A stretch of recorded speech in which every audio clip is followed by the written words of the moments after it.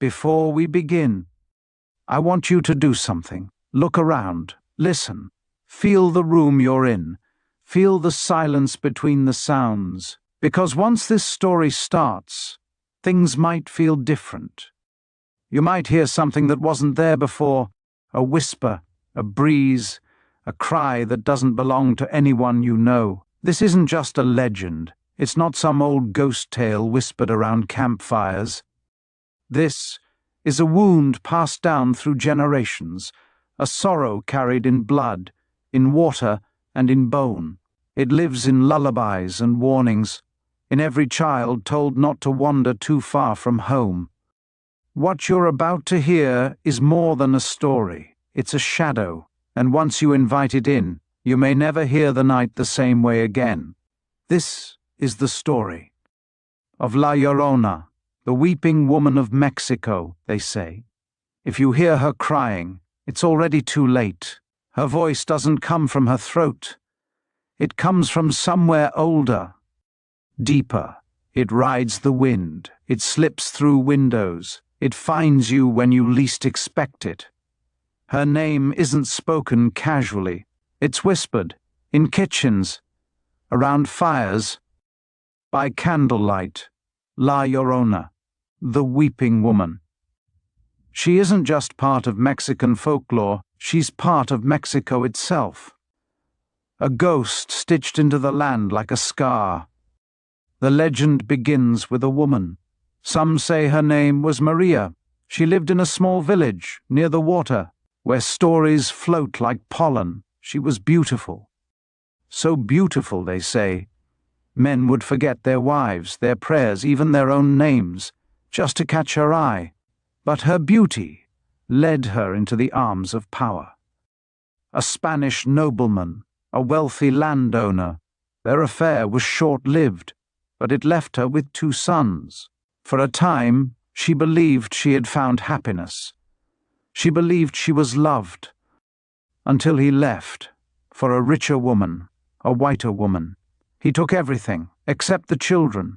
Maria broke in a moment of anguish, a moment that has echoed for centuries.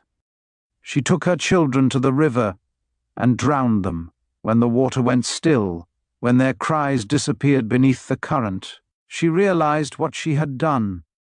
She screamed and kept screaming as she waded in after them. She was never seen alive again, but that was only the beginning. They say the heavens rejected her, that when she arrived at the gates of the afterlife, she was turned away, condemned to walk the earth, forever searching for the souls of the children she lost. From that moment on, Maria became La Llorona. She's been seen all over Mexico, in Puebla, Sonora, Michoacán, and all the way to New Mexico, Texas, Arizona, and California. Every town has a story. Every family knows someone who saw her, or heard her, or felt her walk past their door. Doña Rosa, an elderly woman from Jalisco, says, "I heard her when I was a girl. During the eclipse, the animals went silent, and then, the weeping, not like a woman, not like anything human. It made my heart stop. I still remember that night like it just happened." Carlos, 32, a rural teacher from Oaxaca, tells this. "One of my students disappeared after saying he saw a woman in white near the river. They found his shoes by the bank. That's all. No tracks, no signs of struggle, just silence. They say she walks near water, but she also haunts alleyways, abandoned churches, and schoolyards after dusk. Wherever pain lingers, she finds it." She cries, "¿Dónde están mis hijos?" Where are my children? And if you answer, she might think you're one of them, and she might never let go. But who is La Llorona, really? A ghost? A cautionary tale? A mother? A monster? Maybe. She's all of it. Or maybe she's something even older.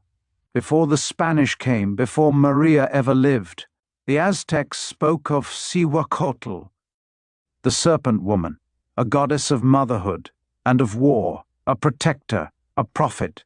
They say she appeared before the fall of Tenochtitlan, walking the streets, crying, "My children, we must leave this place, forever," a cry of mourning, a warning of destruction. Does La Llorona carry that voice forward? Some scholars believe so. To them, she isn't just a mother grieving her children. She is Mexico's sorrow personified. She's the scream of the colonized, the cry of the disappeared, the echo of every mother who buried a child and was never the same again. La Llorona isn't locked in the past. She shows up in the present, in films, in books, in murals that stretch across barrios and highways.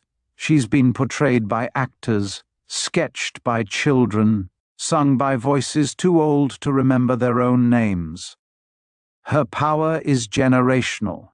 Ask any child in Mexico, "Who is La Llorona?" Their answer will be quick, and their eyes will glance toward the nearest window.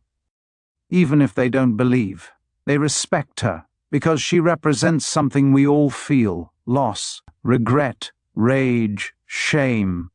She is what happens when sorrow runs so deep it carves itself into the land. There's a story from San Luis Potosi, a family driving home late one night. The road curved near an old riverbed. The daughter in the back seat looked out the window and asked, "Why is that lady crying?" The parents looked. There was no one there. They turned the car around. But the girl was never the same. She wouldn't talk for weeks, wouldn't sleep. She only drew pictures. A woman in white standing near the water. They say, if you see her, you don't live long, or if you do, you never sleep soundly again. She haunts the mind. She haunts the guilty. She haunts the lost.